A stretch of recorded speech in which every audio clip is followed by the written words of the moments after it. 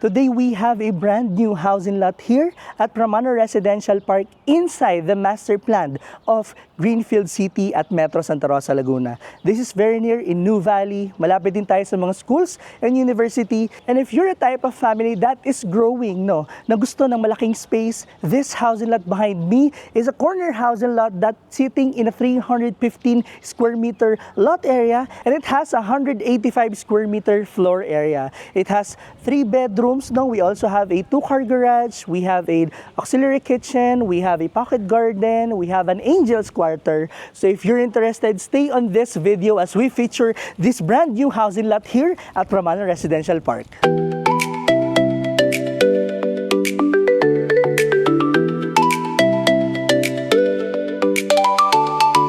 Mabuhay to all of our viewers. I am Pa of Lux Properties, and once again, we have a new listing. So, nasabi ko naman sa intro na this housing lot is a corner housing lot in Pramano Residential Park. So, before ko i-showcase itong housing lot na to, allow me na introduce ko kayo if you're not yet familiar with Pramano Residential Park. Pramano Residential Park is inside the master planned estate of Greenfield Estate here at Metro Santa Rosa, Laguna. Ang developer po natin is si Greenfield Development Corporation. Pramano Residential Park is one of the residential park first ever in the Philippines. So, imagine, nagkaroon tayo ng residential sa park, pinagsama sila. So, if you will visit the site in the future, you will see an actual park or an actual many puno po na madadaanan natin. Because from the name itself, Greenfield po, yung tagline nila is more of open spaces and yung maraming greenery. And dito sa Pramano Residential Park, napakadaming open spaces. At isa na nga po, yung harap nitong housing lot na to. Pakita ko muna sa inyo. Ayan. So we have an open space sa harap mismo ng housing lot ni Pramano Residential Park or itong in-offer natin. So ang model house nito guys is Chamomile, and dito sa Pramano Residential Park, sa totoo lang, nag-offer lang kami dito before ng mga lots only. So ibig sabihin, yung mga model houses na binabanggit namin on our videos is part of the a restriction. So ito yung mga sinusunod natin if magpapatayo tayo ng bahay in the future. So kung mapansin nyo, yung mga bahay dito is parang magkakatugma lang, pero magkakaiba naman sila ng model houses. Minsan nagkakatugma sila sa mga colors ng mga bricks and sa tiles na ginagamit or yung mga pintura. Pero mainly, since dapat pasok po talaga sa modern tropical Asians po yung color natin or architectural theme natin dito sa housing lot na to. So tara, umpisahan natin tong house tour. So umpisa tayo dito sa labas. So dito sa labas, we have a 2-car garage. So if you have a business or family car, kasya dito, Then on this side is our way going to our service area. So this is our angel's quarter or driver's quarter, and itong space na to is for the service area and auxiliary kitchen. Then on this side naman, we have a steps going to the main entrance, and on this side nagkaroon tayo ng pocket garden. So if you're a plantita, syempre gusto natin yung may pinaglilibangan tayo, so we can put our simple garden here. Then on this side po, you can put a lanay, yan. And you can set up your tables and chairs dito, pwedeng mag-chill sa hapon. So, ayan, mamaya ikutin natin yan, pakita natin sa inyo. So tara, pasok na tayo sa main entrance. This is our main entrance. Welcome to your future home here at Pramano Residential Park. So as we enter, sasalubong sa atin yung living area natin na may open layout. So we have an open layout of our living area, and it depends on how you will position your sofa, dito ba o dito ba. But ang kagandahan, kung saan mo man siya ilalagay, meron tayong abang na socket dito. So if halimbawa na dito mo ilagay yung air condition mo, air condition na power style, so pwedeng dito na natin ilagay since may abang na rin naman dyan. So open layout siya hanggang diretso dito sa size na to. So we also have an invisible layout dito kasi nagkaroon ng partition pa yung parang roof dito. Naka-drop ceiling kasi sila pero nakalabas naman yung mga ilaw, so hindi siya naka-pin lights. Then nagkaroon siya ng partition dito which you can also put your sofa or table, dining table, pwede. So dito yung living area, possible, you can put here the dining area. Then on this side naman is our kitchen area. Our kitchen area is very wide space. So imagine you can cook here. Yan, ang lawak. Pwede kang gumalaw dito, pwede kang gumalaw dito. And also, usod lang tayo ng konti, we also have a bar counter dito. Mag-add na lang tayo ng stools, no? For halimbawa, ng mabilisang kain lang, so pwedeng dito na lang.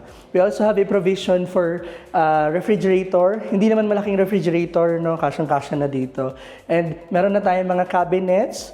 Ang wala lang dito is gas range and range hood. Pero malinis na rin tong mga natin, sink natin. And we also has a way going to the service area. So since this is a corner lot, so imagine it's a 4 p.m. in the afternoon. So imagine nyo, napakaaliwalas nung kapaligiran. So damang-dama mo yung buong hangin na palibot sa bahay mo kasi nga corner lot ka eh. Pag sinabing corner lot, it has a view ng isang side, then isang side dito. But it happens na open pa tong kabilang side. So, kaya paikot na paikot yung hangin and very well ventilated yung area. So, this is the service area, no? Pwedeng convertible as your dirty kitchen or daily kitchen. Pwede naman. Meron na rin tayong abang for our service area ng washing machine, no? Pwede na rin bottom load or top load, kasyang-kasya dito at ang lawak. Alam mo yun, like makakagalaw ka pa talaga.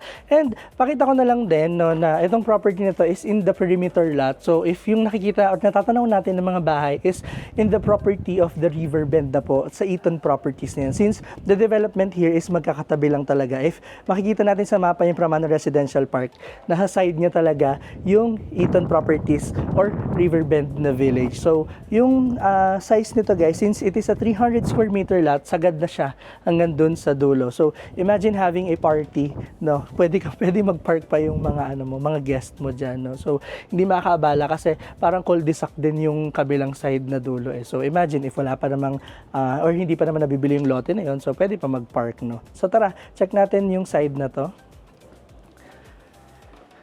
So we have a double high ceiling. Yan, mapansin nyo. Pwede ka maglagay ng chandelier dito.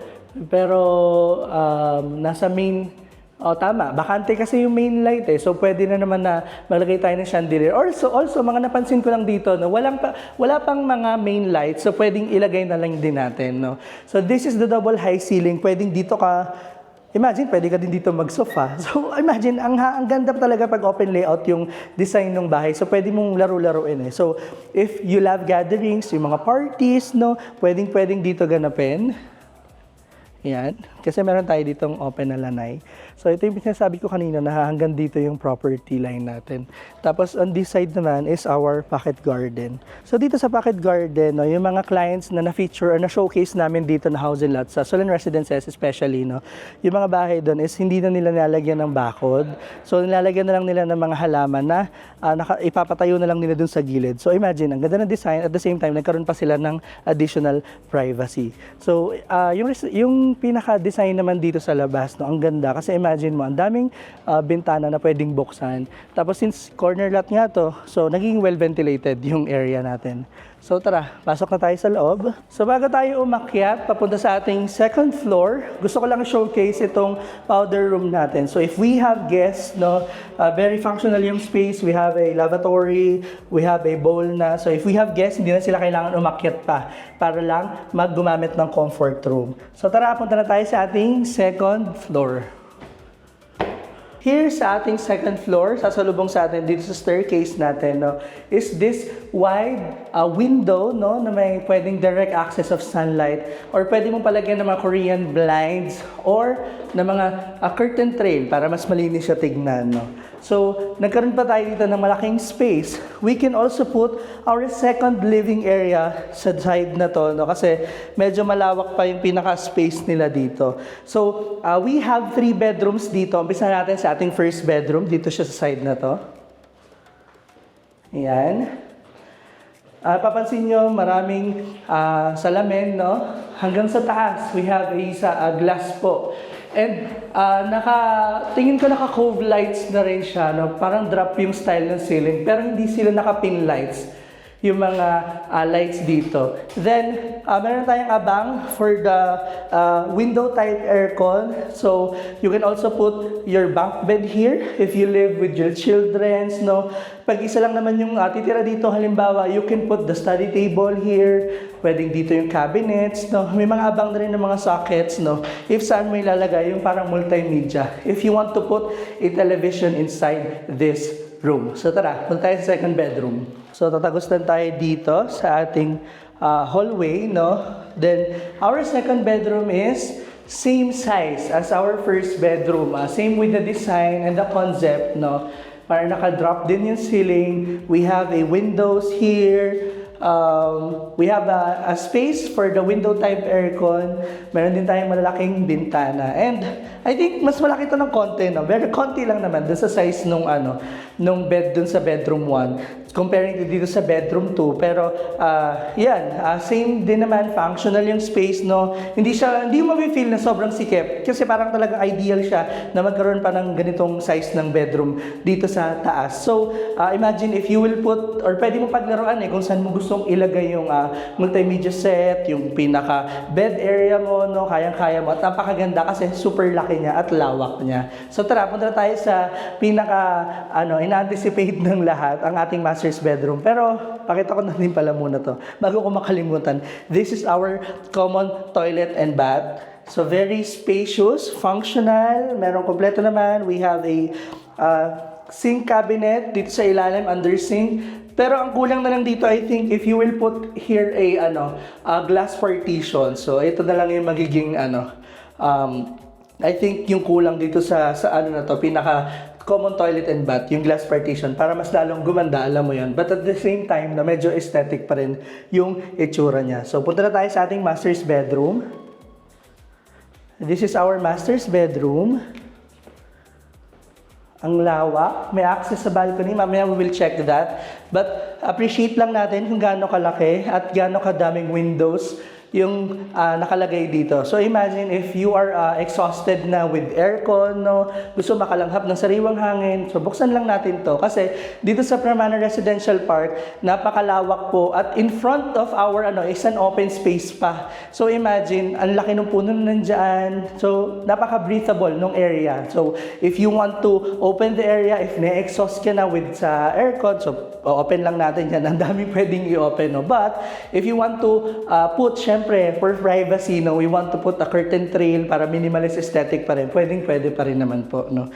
So, we have an abang din for our window type aircon. And imagine kung gaano kalaki yung pwede nating ilagay dito na bed. So, depende na sa inyo yon.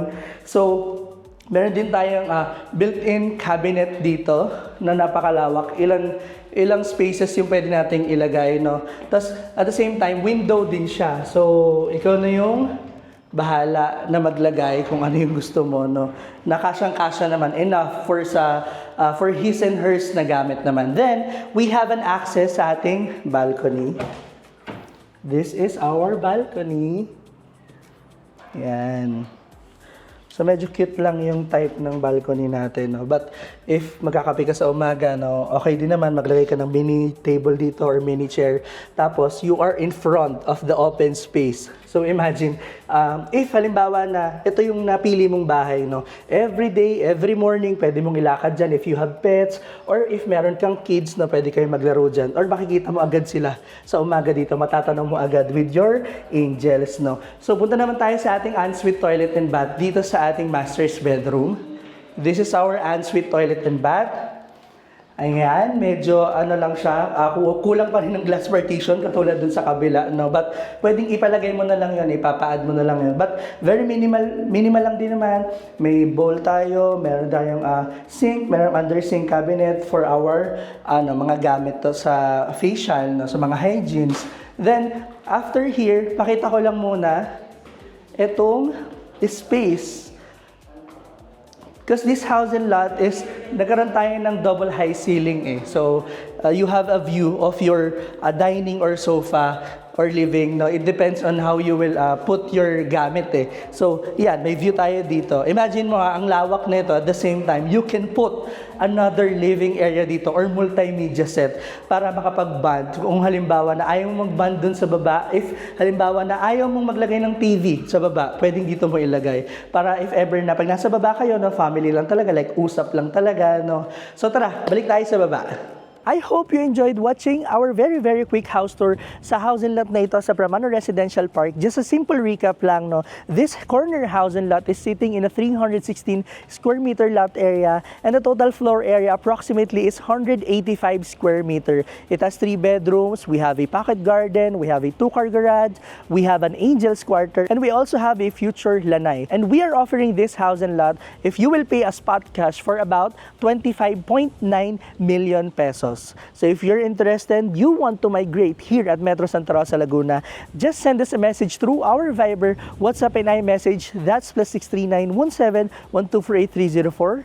And see you on our next video.